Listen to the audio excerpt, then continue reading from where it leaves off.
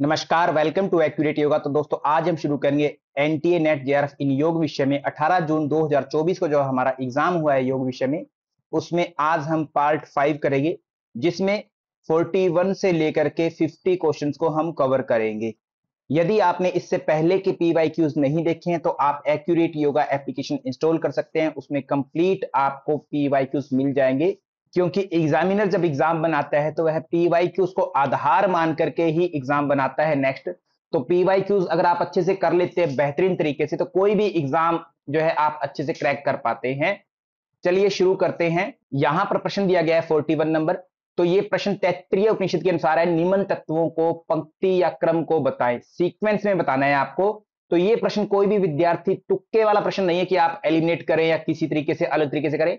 यदि आपने to the point पढ़ा है तो कर सकते हैं।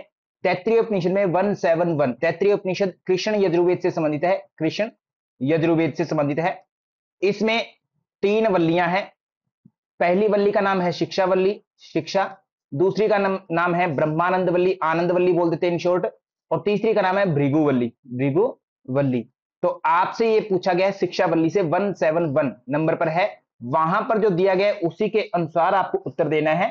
अगर ये आप पढ़ेंगे अग्नि वायु आदित्य चंद्रमा, तो आप अगर उपनिषद में देखेंगे 171 नंबर पर, तो वहां पर आपको अग्नि वायु आदित्य चंद्रमा नक्षत्राणी इस तरीके से मिलेगा।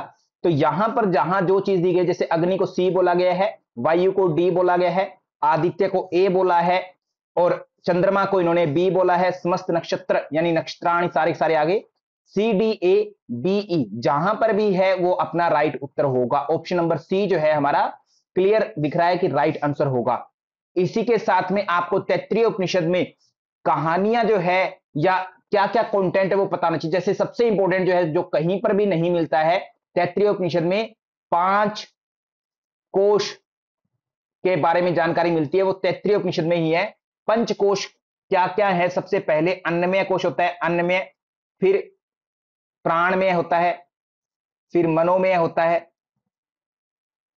विज्ञानमय और आनंदमय। इस प्रकार से 5 कोश सीक्वेंस में याद रखने हैं अपने को। एग्जामिनर कई बार पूछता है। यहां पर तैत्तिरीय उपनिषद को अगर देखें, तैत्तिरीय उपनिषद को, तो 7वां अनुवाक है, यानी प्रथम जो शिक्षावल्ली है उसका 7वां अनुवाक है और उसका एक ही मंत्र है, उसमें बताया गया है। यहां पर बहुत लंबी चौड़ी चीजें बताई गई है, तो पंक्ति बताई गई, इनको पंक्ति बोला गया है सारी को। तो ये अलग अलग है सभी से। आपका प्रश्न जो है आज यहां से बना है अग्नि वायु आदित्य चंद्रमा नक्षत्राणी, इनसे बना है। कल को हो सकता है किसी अन्य तरीके से आपसे ये प्रश्न पूछा जाए, तो आप इस जो श्लोक है इसको कंठस्थ कर लें, या फिर जो है आपको एक टेबल बना दिए पंक्तियां, पंक्तियों की। लोक पंक्तियां क्या है, ज्योति पंक्तियां क्या है। जैसे इस बार ज्योति पंक्ति से आपका क्वेश्चन आया, ज्योति पंक्ति से, स्थूल पंक्ति से आ सकता है, प्राण पंक्ति से, पंचकरण पंक्ति, पंचधातु पंक्ति। तो ये बाकी की चीजें आपको याद होना चाहिए। ये पंक्ति या पांगत इनको बोला गया है। तो इस उपनिषद में बाकी चीजें भी आपको आनी चाहिए, पंचकोश आदि के बारे में या वल्लियों में क्या क्या कंटेंट है वो पता होना चाहिए। इसी के साथ इस प्रश्न का उत्तर होगा सी। और आगे चलते हैं नेक्स्ट प्रश्न पर। नेक्स्ट है क्वेश्चन नंबर 42। यहां पर आपको उपनिषद दिया गया है और उसमें छंद या श्लोक की संख्या पूछी गई है आपसे। तो यहां सबसे पहले अगर आप देखेंगे उपनिषद में योगराज उपनिषद सबसे छोटा उपनिषद है, 8 उपनिषदों में से 21 ही श्लोक है। तो इस प्रकार से सी का जो है आपका केवल और केवल 4 ही हो सकता है, और कोई ऑप्शन नहीं हो। जहां पर सी का 4 नहीं है वो आप कैंसिल कर देंगे, तो ये आपका सी जो है आंसर कट हो जाएगा। ऐसे ही ध्यान बिंदु उपनिषद की अगर आप बात करें, तो ध्यान बिंदु उपनिषद में क्लियरली 106 श्लोक होते हैं, ये भी क्लियर हो जाएगा। तो डी का जहां पर 3 हो वही राइट आंसर होगा, ये हमें क्लियर है। आपको उपनिषद की संख्या कंठस्थ करनी होगी सभी के श्लोकों की। योग तत्व उपनिषद की बात करें तो 142 श्लोक होते हैं, और अन्य नाद बिंदु उपनिषद की बात करें तो 56 श्लोक होते हैं। ये तो हो गए गिवन। इसके अलावा श्वेता श्वत्र है, श्वेता श्वत्र कल को आ सकता है, उसमें 6 अध्याय हैं। 6 अध्यायों की अगर बात करें तो 113 113 श्लोक है। योग कुंडली की बात करें, योग कुंडली की, तो योग कुंडली में उसमें 3 अध्याय हैं, उसमें 171 श्लोक है टोटल। योग चूड़ामणि की बात करी जाए, चूड़ामणि, तो उसमें 121 श्लोक है टोटल, 121 इतने श्लोक बताए गए हैं। इसके अलावा त्रिशिखी की बात करें, त्रिशिखी की, तो उसमें आपको 165 श्लोक बताए गए हैं। ये आपको अलग से पता होना चाहिए, और कौन सा उपनिषद किससे जुड़ा हुआ, किस वेद से, वो भी पता होना चाहिए। जैसे नाद बिंदु की बात करें तो यह ऋग्वेद से जुड़ा हुआ है।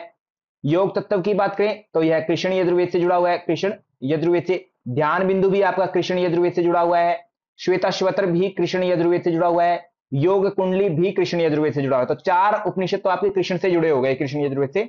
चूड़ामणि की बात करें तो सामवेद से जुड़ा हुआ है, सामवेद से। त्रिशिखी की बात करें तो शुक्ल यजुर्वेद से, शुक्ल यजुर्वेद से जुड़ा हुआ है। कृष्ण का मतलब कृष्ण यजुर्वेद से। तो ऐसे नोट करके रखेंगे, आगे ये प्रश्न पूछा जा सकता है। इनकी विषय वस्तु भी पता होनी चाहिए कि इसमें क्या क्या चीजें डिस्कस की गई है। इसी के साथ चलते हैं नेक्स्ट प्रश्न पर। नेक्स्ट है क्वेश्चन नंबर 43। यहां पर the rickets disease is found in childhood due to. Rickets किन को होता है? बचपन में रिकेट्स हो जाता है। रिकेट्स का मतलब होता है हड्डियों का कमजोर होना। नॉर्मली हम मानते हैं कि vitamin D, vitamin D. Vitamin D का केमिकल नेम क्या है? कोली कैल्सी फेरोल, ये इसका साइंटिफिक नाम है। तो इसमें देखो कैल्सी वर्ड आ रहा है, यानी कि ये कैल्शियम का डाइजेशन में हेल्प करता है, यानी कैल्शियम जैसा ही काम है, कैल्शियम का डाइजेशन भी करता है। अगर विटामिन डी नहीं होगा तो कैल्शियम डाइजेस्ट नहीं होगा, और कैल्शियम डाइजेस्ट नहीं होगा तो डेफिनेटली क्या होगा? कैल्शियम की कमी आएगी। कोई चीज की कमी होती है तो उसको हम हाइपो कहते हैं, कमी को, और किसी चीज की अधिकता होती है तो हाइपर कहते हैं, हाइपर। तो एक तरह से अगर विटामिन डी नहीं पच रहा है, विटामिन डी पच गया तो रिकेट्स नहीं होगा, या फिर कैल्शियम नहीं होगा तो भी सर वो डिजीज होती है। यानी कि विटामिन डी की वजह से जो कमी होती, बीमारी होती है, वही सेम कैल्शियम की वजह से बीमारी होती है। दोनों सेम ही है, याद रखें। कैल्शियम एक मिनरल है और विटामिन डी एक विटामिन है, ये दोनों में अंतर है। दोनों में सेम लाइक स्ट्रक्चर होता है, सेम लाइक डिजीज होती है, दोनों ही बोन्स की डिजीज करती हैं। तो रिकेट्स की अगर बात करें तो कोली कैल्सीफेरोल, कैल्सी यानी कि कैल्शियम की कमी होना, एक तरह से कैल्शियम, ठीक है, विटामिन डी की कमी होता है तो इसको हम हाइपो बोलेंगे, हाइपर, हाइपो, हाइपोकैल्कीमिया, हाइपोकैल्शीमिया यानी कि कैल्शियम की कमी होना। ऑप्शन नंबर ए अपना राइट हो जाएगा। आयोडीन की कमी से थायराइड डिजीज हो सकती है, पोटेशियम की कमी से मस्तिष्क में डिजीज हो सकती है, परंतु विटामिन डी की कमी से कैल्शियम की कमी हो सकती है, क्योंकि डाइजेशन में हेल्प करता है कैल्शियम की। तो हाइपोकैल्शीमिया या कैल्कीमिया इसको बोलते हैं, डिजीज हो जाएगी। ऑप्शन नंबर ए इसका राइट हो जाएगा। इसके अलावा कुछ और जानना चाहिए, कैल्शियम या विटामिन डी की कमी से क्या हो सकता है? ओस्टियो पोरोसिस, पोरोसिस होते हैं, हड्डियों में पोर्स हो जाता है। ये बुढ़ापे में, ओल्ड एज में ज्यादातर देखने को मिलता है, हालांकि यंग में मिल सकता है। एग्जामिनर जब क्वेश्चन पूछे तो ओल्ड में। एक होता है ओस्टियो मलेशिया, ओस्टियो मलेशिया, जैसे मलेशिया कौन जाएगा? युवा, तो अडल्ट को, यानी कि युवा अवस्था में ये होने के चांस रहते होते हैं, अडल्ट को होने के चांस रहते हैं ओस्टियोपोरोसिस, बूढ़ों में, ओस्टियो मलेशिया अडल्ट में। और बच्चों में क्या होता है? रिकेट्स, ये बच्चों में यानी चाइल्ड में। आपसे ये भी पूछ लेते हैं एग्जामिनर कि बच्चों में होगा या बुढ़ापे में होगा या जवानी में होगा, कौन सा रोग कब होगा। तो इस तरीके से आपको नाम का वर्गीकरण पता होना चाहिए कि कब क्या होगा। इसी के साथ में चलते हैं नेक्स्ट प्रश्न पर। नेक्स्ट है क्वेश्चन नंबर 44। यहां पर त्रिशिखी ब्राह्मण उपनिषद में सूर्य से त्रिशिखी ने क्या पूछा, यानी सूर्य का नाम क्या दिया हुआ है? आदित्य दिया हुआ है। एक्चुअल में जो श्लोक देखेंगे तो आदित्य, आदित्य भगवान का मतलब ही सूर्य से है। तो आदित्य के पास त्रिशिखी जाते हैं और प्रश्न करते हैं कि यह संसार आदि जो कैसे बना है, यानी कि सबसे पूछते हैं किम देह, देह कैसे है, क्या है, ठीक है, प्राण क्या है, ये कारण क्या है, आत्मा क्या है। ये एक श्लोक में पूछ करके फिर अगले वाले श्लोक में और पूछते हैं कि ये अखिल भी तो बता दो, अखिल क्या है? अखिल मतलब पूरा जगत। ऐसे सीक्वेंस में पूछते हैं। तो इनको अगर देखेंगे तो ई हो जाएगा। आपको देह जो दिया गया है ई पर दिया गया है, यानी शरीर को बोलते हैं देह, ठीक है। प्राण को बोलते हैं डी, यहां पर कारण को इन्होंने बोला है ए, आत्मा के लिए शब्द यूज किया है सी, और अखिल के यूज किया है B, E D A C B. ये आपका राइट उत्तर हो जाएगा। ऑप्शन नंबर 4 जो है आपको सबसे नीचे जो दिया गया है वो यहां पर राइट आंसर हो जाएगा। इसके साथ में आपको श्लोक संख्या पता होना चाहिए। त्रिशिखी ब्राह्मण उपनिषद में कितने श्लोक है? 165, 165। एक बार थोड़ा श्लोक को देख लेंगे, कल को श्लोक से प्रश्न आएगा। अभी तो आपसे अलग अलग करके पूछा गया, कल को ये श्लोक से पूछेगा प्रश्न, श्लोक को एज इट इज। तो श्लोक को देखते हैं। तो यहां पर जब आप प्रश्न को देखते हैं तो यह लिखा गया है, त्रिशिखी ब्राह्मण आदित्य लोक में जाकर भगवान आदित्य यानी सूर्य से पूछते हैं क्या? भगवान किम देह किम प्राण किम कारणम किम आत्मा। अगली बार ये प्रश्न इसको रेड करके एग्जामिनर लिखेगा इस श्लोक को एज इट इज और कहेगा बताओ ये किस उपनिषद का है?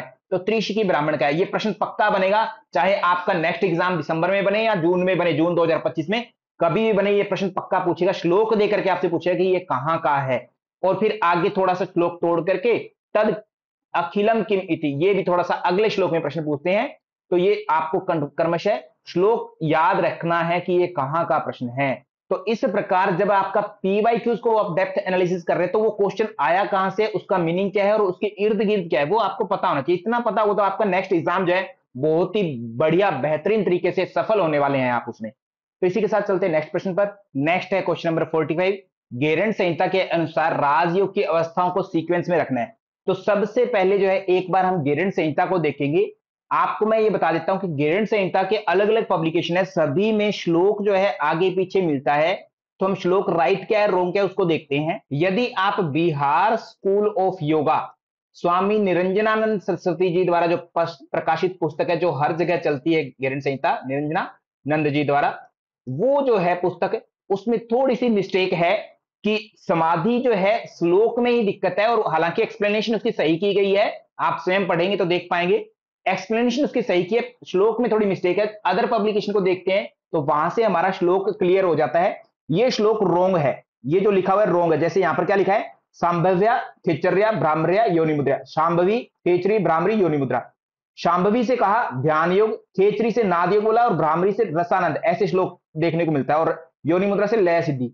तो भ्रामरी से नाद, साउंड का प्रतीक है भ्रामरी, नाद होना चाहिए। खेचरी रस का प्रतीक है जिसमें जीभ से अलग अलग रस आते हैं, तो ये वाइस वर्सा होना चाहिए। तो इसको हमने सही किया हुआ है, ये वाला रोंग है, ये श्लोक रोंग है। राइट क्या है वो आपको जानना है, ये आपके सामने राइट है, ये राइट चीज है।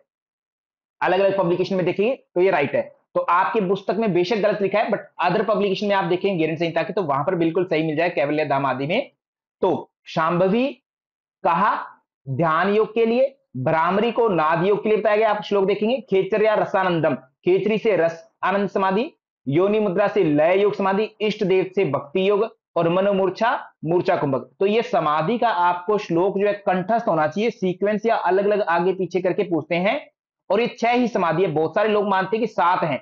जैसे क्या करते हैं, पंचदा भक्ति योग ने मनोमूर्छा षडविदा षडो विधो अयम, राजयोग है और राजयोग को 7वीं बोल देते हैं। राजयोग का मतलब ही समाधि होता है, राजयोग 7वीं नहीं है, राजयोग का मतलब समाधि। और ये 7 तो 6 के 6 जो है राजयोग है, राजयोग के प्रकार है, यानी एक समाधि के प्रकार है, ये हम बोलते हैं इनको। ये थोड़ा सा याद रखेंगे आप कंठस्थ करके। तो यहां पर हमसे सीक्वेंस मांगी गई है। सबसे पहले अगर हम बात करें तो ध्यान योग जो है सबसे पहली हो जाएगी, ध्यान योग। फिर नाद योग हो जाएगी, नाद योग। उसके बाद में रसानंद हो जाएगी, रसानंद। फिर लय योग हो जाएगी, लय योग। फिर भक्ति योग हो जाएगी, भक्ति योग समाधि। और अंत में जो है मनोमूर्छा, मनोमूर्छा समाधि हो जाएगी। ये आपके 6 समाधि हैं। सीक्वेंस में पूछा गया, आपको श्लोक याद होगा तभी बता पाएंगे, नहीं तो नहीं बता पाएंगे। तो यहां पर भक्ति योग ए को बोला गया है तो आप ए लगा दें, रसानंद ई को बोला गया तो ई लगा दें, नादम है ये नाद योग है यानी कि बी बोल देंगे, मनोमूर्छा के लिए सी यूज हुआ है जहां पर सी लगा देंगे, लय सिद्धि के लिए डी यूज हुआ है, तो जहां पर जो आया है उसको वही बताए, ध्यान योग का नाम ही नहीं है, तो BEDAC आपका राइट उत्तर हो जाएगा। BEDAC ऑप्शन नंबर 2 आपका राइट रहेगा। गेरंट संहिता में इसके अलावा षटक्रम आदि, मुद्राएं आदि, प्राणायाम कितने सब पता होना चाहिए। जैसे कुंभक की बात करें तो कुंभक इसमें कितने बताए गए हैं, 8। आसन कितने बताए गए हैं, 32। मुद्राएं कितनी है, 25। ये आपको सीक्वेंस से सारी चीजें पता होनी चाहिए। और गेरंट संहिता के जो सप्तांग योग है उसमें क्रम आपको बहुत अच्छे से क्लियरली पता होना चाहिए। गेरंट संहिता का सप्तांग योग वेरी वेरी इंपॉर्टेंट है, एग्जामिनर हर हाल में आगे पीछे करके पूछता है, कभी सीक्वेंस पूछता है, कभी अंग की जो है मिलान करना पूछता है। बेसिक कॉन्सेप्ट है शोधनम दृढ़ता च स्थैर्यम धैर्यम च लाघवम प्रत्यक्षम च निर्लिप्तम च घटस्य सप्त साधनम। 7 साधन है जिसमें से षटकर्मणा शोधनम च आसनेन भवेत् दृढ़म मुद्रया स्थिरता च प्रत्याहारेण धीरता प्राणायाम लाघवम च ध्यानात् प्रत्यक्षम आत्मनि समाधिना निर्लिप्तम च मुक्तिरेव न संशय है। यानी षटक्रम से शोधन होता है, आसन से दृढ़ता, मुद्रा स्थिरता प्रदान करती है, धैर्य प्रत्याहार का फल है, और लाघवम लघुता जो है प्राणायाम का, प्रत्यक्ष जो है ध्यान का, और निर्लिप्त समाधि का। यहां पर ध्यान से प्रत्यक्षम आत्मनि यानी प्रत्यक्ष किसका होता है, आत्मा का। ठीक है, ध्यान से, समाधि से नहीं, समाधि से तो निर्लिप्त होंगी, छुटकारा मिलेगा हर प्रकार के बंधन से, निर्लिप्त लिप्त नहीं होंगी किसी चीज में। ध्यान से प्रत्यक्ष होता है आत्मनि यानी आत्म तत्व का। इस प्रकार हमने गेरंट संहिता का ये जो क्वेश्चन है इसको एक्सप्लेन कर लिया डेप्थ में। आगे आने वाला क्वेश्चन लगभग यहीं से बनेगा, कहीं और नहीं जाएगा। ऑप्शन नंबर बी राइट उत्तर होगा। इसी के साथ चलते हैं नेक्स्ट प्रश्न पर। यहां पर क्वेश्चन नंबर 46 है, हठ योगी की डाइट कैसे होनी चाहिए। ये क्वेश्चन आप किसी पर्टिकुलर बुक के आधार पर उत्तर नहीं दे, कॉमन सेंस का प्रश्न है। पर्युषितम का अर्थ पता होना चाहिए। पर्युषितम होता है बासी, गला सड़ा, सड़ा हुआ भोजन। तो सड़ा हुआ भोजन तो बिल्कुल नहीं खाना। और योगी के लिए अगर आप देखेंगे गैरंट संहिता को देखें तो वहां पर लिखा है कि एक आहार नहीं करना, नहीं करना, कि एक ही टाइम पर एक ही आहार खा रहे, मैं तो केवल और केवल दूध ही पीऊंगा जीवन भर, है ना, तो अदर न्यूट्रिएंट्स की कमी हो जाएंगी। या मैं एक ही टाइम पर आहार करूंगा, बाकी कभी खाऊंगा नहीं, मैं केवल संडे संडे को खाना खाऊंगा, बाकी दिन नहीं खाऊंगा, तो ये एक आहार भी मना किया गया है। गरम गरम उष्ण, गरम गरम तो सामान्य व्यक्ति को भी नहीं खाना चाहिए, ठीक है, खराब करता है, तो ये तीनों तो नहीं होने चाहिए। लघु पाक यानी कि जल्दी से पचने वाला भोजन, शरीर में जाकर के इजीली डाइजेस्टेबल, इजीली डाइजेस्ट हो जाए, ऐसे भोजन को खाना चाहिए। ये गैरंट संहिता के आधार पर आप इस प्रश्न का उत्तर देख सकते हैं। इसी के साथ में ऑप्शन नंबर ए आपका राइट हो जाएगा। नेक्स्ट क्वेश्चन देखते हैं। नेक्स्ट है क्वेश्चन शिव संहिता से सूची 1 और सूची 2 दो बताए गए हैं। प्रथम अध्याय, द्वितीय अध्याय, तृतीय और चतुर्थ। पहले अध्याय में क्या है, संसार की रचना आदि कैसे हुई, पंच तत्वों आदि का वर्णन है। प्रथम अध्याय की अगर बात करें तो उसमें 5 तत्वों आदि का वर्णन देखने को आपको मिलता है। तो ये जो है, और उसमें आपके कर्म के प्रकार बता रखे हैं कि कर्म कौन सा करना चाहिए, सकाम निष्काम आदि कर्मों के ऊपर भी चर्चा है। मुक्ति कैसे होगी, संसार में दुख है 3 प्रकार के, अविद्या आदि का वर्णन है, माया के रूप में वर्णन है, ये सब बताया गया है। यानी कि पहले अध्याय में आपके इनमें से अगर देखें तो दुख कर्म मुक्ति ये शब्द आ जाते हैं, पंच तत्व भी इसी में है, तो अगर आपने पढ़ा तो ये सारी चीजें आ जाएंगी, एक का 3 ही होगा। दूसरा सेकंड चैप्टर की बात करें तो दूसरे चैप्टर में शरीर के नाड़ी आदि की चर्चा देखने को मिलती है। शरीर में टोटल नाड़ियां कितनी बताई गई हैं, 3.5 लाख नाड़ियां बताई गई है, 3.5 लाख, जिनमें से प्रसिद्ध 14 हैं। 14 में से 3 बताते हैं ईड़ा पिंगला सुषुम्ना, उनमें से भी एक है सुषुम्ना। उस सुषुम्ना के भी अंदर एक और है चित्रा, चित्रा जो मम वल्लभा के रूप में जानी गई है, यानी कि भगवान शिव की अति प्रिय है, ऐसे कही गई है चित्रा नाड़ी। इसके बारे में तीसरा चैप्टर की अगर बात करें, तीसरा चैप्टर में आता है आसन आदि प्राणायाम के बारे में, यानी प्रणव जप आदि, इस पर चर्चा होती है। आसन कितने हैं इस ग्रंथ में, आसन 4 है। कौन कौन से, सिद्धासन, पद्मासन, स्वस्तिकासन और उग्रासन, जिसको पश्चिमोत्तानासन कहा गया, और स्वस्तिकासन को सुखासन का दर्जा भी यहां दिया गया है। फोर्थ चैप्टर में बात करें तो वहां पर अपने को मुद्राएं दिखाई देती है। मुद्रा कितनी है, 10 मुद्राएं हैं, जो सेम हठ प्रदीपिका में है। 11वीं मुद्रा के रूप में यहां पर योनि मुद्रा के रूप में चर्चा देखने को मिलती है। तो इस प्रकार इस प्रश्न का आंसर अगर हम देखें तो ऑप्शन नंबर डी इसका राइट आंसर होगा, जिसमें आपका ए के लिए 3 है, बी के लिए 1 है और सी का 4 और डी का 2 राइट आंसर हो जाएगा। इसी के साथ में आपको यह पता होना चाहिए कि शिव संहिता में अध्यायों को पटल कहा गया। पटल, ये आपको पता होना चाहिए। पटल कितने पटल है, टोटल 5 पटल है। 5वें पटल में चक्रों पर चर्चा की गई है। चक्रों पर, षट चक्र जो है उनको विस्तार से चर्चा की गई है। कुंडली आदि कॉन्सेप्ट को अच्छे से बताया गया है। साधक के प्रकार बताए गए हैं, साधक के प्रकार बताए गए हैं, योग के प्रकार बताए गए हैं, योग के प्रकार, मंत्रलय, हठराग, इस तरीके से ये योग के ऊपर भी चर्चा की गई है। इसी के साथ चलते हैं हम नेक्स्ट प्रश्न पर। नेक्स्ट है क्वेश्चन नंबर 48। वशिष्ठ संहिता के अनुसार योग साधक को प्राणायाम करने से पहले क्या करना चाहिए।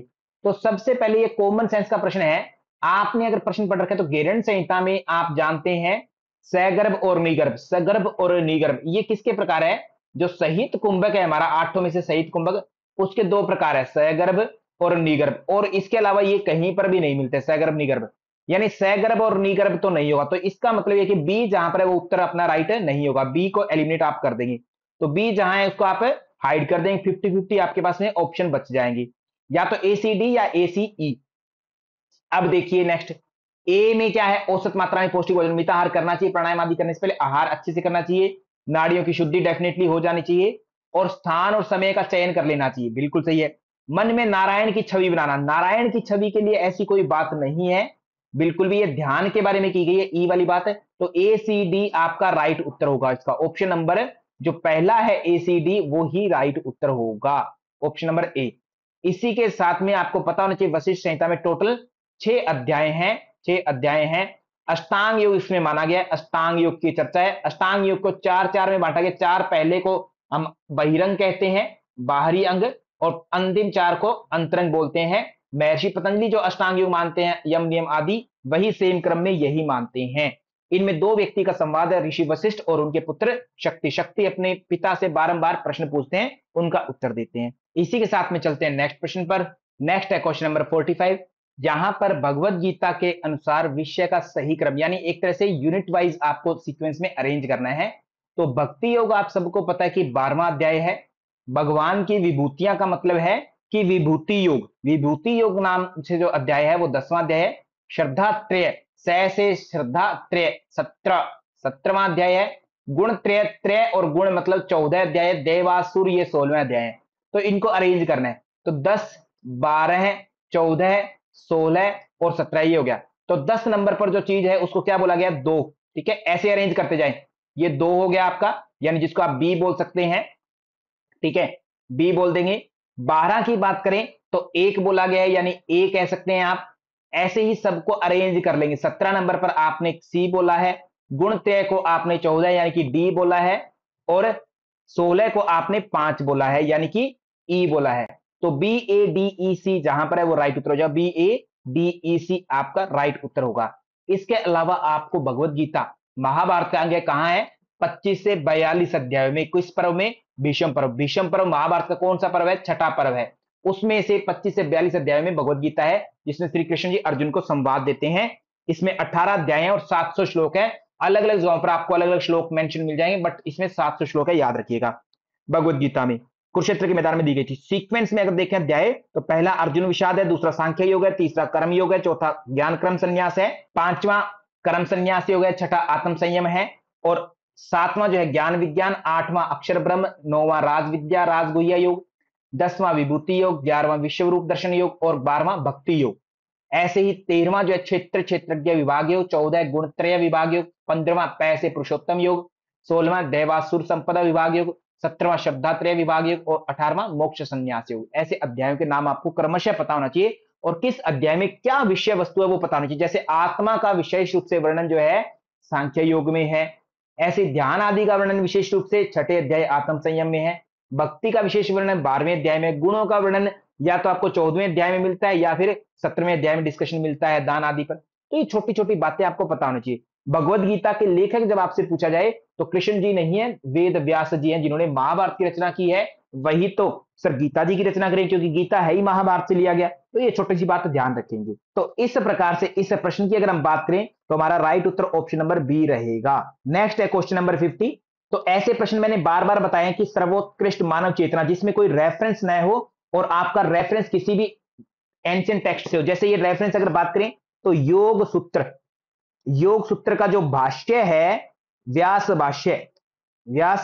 भाष्य जिसको योग भाष्य के नाम से जानते हैं, जो सबसे प्राचीनतम है, उसमें ये लिखी गई है चित्त की क्या है, ये अवस्थाएं हैं, अवस्थाएं।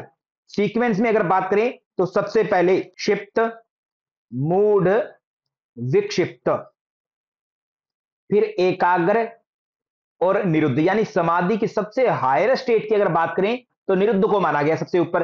तो निरुद्ध आपकी सबसे हायर स्टेट हो जाएगी, सर्वोत्कृष्ट मानव चेतना, सबसे उत्तम रूप वही मानी गई। 1 2 3 4 और 5, ये 5 यही सीक्वेंस है। ध्यान दीजिएगा मेरी बात पर, कुछ पुस्तकों में क्षिप्त के बाद में विक्षिप्त बता करके फिर मूड बताया जाता है, वो सीक्वेंस गलत है।